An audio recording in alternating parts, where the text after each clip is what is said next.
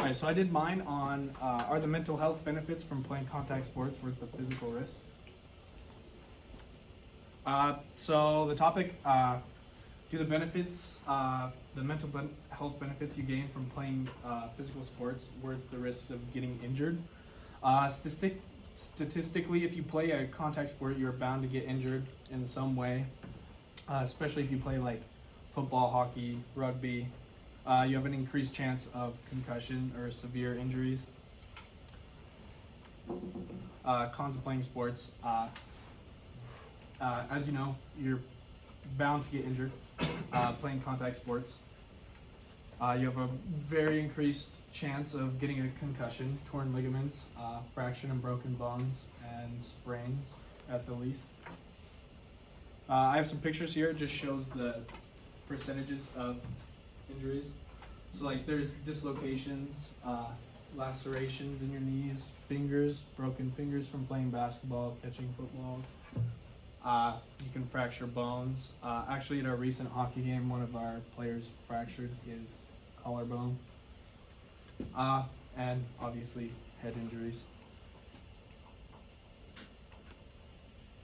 So obviously the pros of playing sports. It lowers depression and anxiety in students.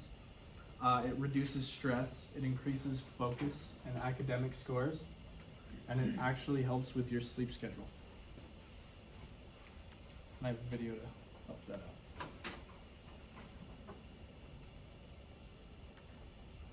out.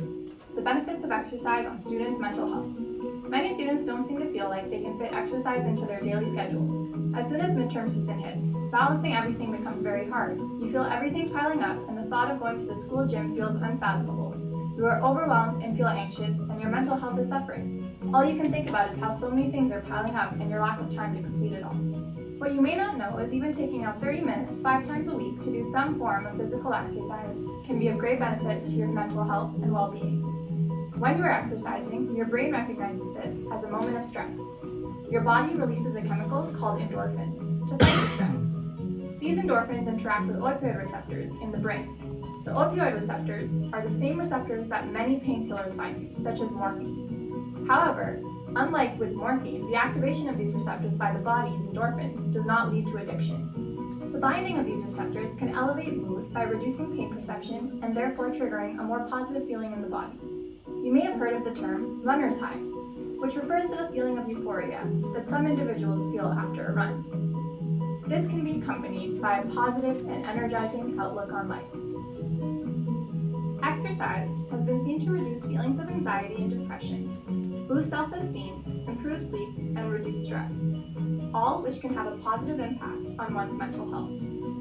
A study by De Silva et al. Looked at the association of exercise and symptoms of anxiety. Participants took a standard self-administered questionnaire to measure their level of physical activity per week. They were categorized based on whether they met the current recommendations on physical activity, which is at least 30 minutes a day, 5 days of the week, of moderate intensity exercise. Therefore, participants who reported to moderately energetic physical activity of 2.5 hours a week were considered to have a sufficient level of physical activity. An anxiety symptom score was derived from a 30-item general health questionnaire. The study showed that participants practicing physical activity at recommended levels were 71% less likely to have anxiety symptoms. The American Journal for Preventative Medicine did a systematic review that showed physical activity as a method for preventing the onset of symptoms of depression. Out of 30 reviewed studies, 25. Alright, so that was just a short video helping you understand what playing sports or even just getting physical activity in actually does for your brain. My opinion, I think that the mental health benefits definitely outweigh the chance of getting injured. Because if you know how to play the sport, you can generally avoid getting hurt, but there is always that chance. How many of you guys play sports and have gotten injured but still play because you love it? Right, most of you. That goes along with this. In my conclusion, if you play the sport correctly, you can avoid chances of getting hurt, and decreases stress, anxiety, and depression, along with it gives you better focus and a better sleep schedule. And I definitely think it outweighs the possibility of getting injured. And that's why we're excited.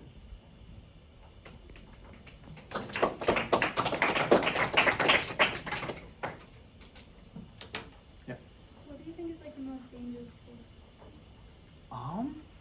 I'd want to say probably rugby or football because their head injuries are far superior than any other sport.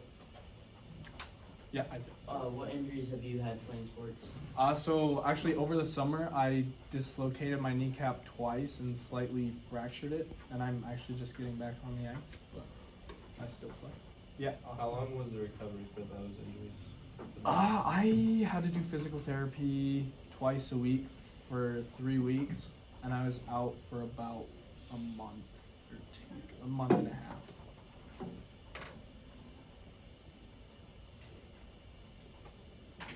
Is this a question not of, is it a good idea or bad idea? Is this a question of, you play sports, you will get hurt, you don't play sports, you might have more mental, physical, like mental issues? Is it a question of like mental issues, no sports, or physical issues, sports? Is it kind of thing?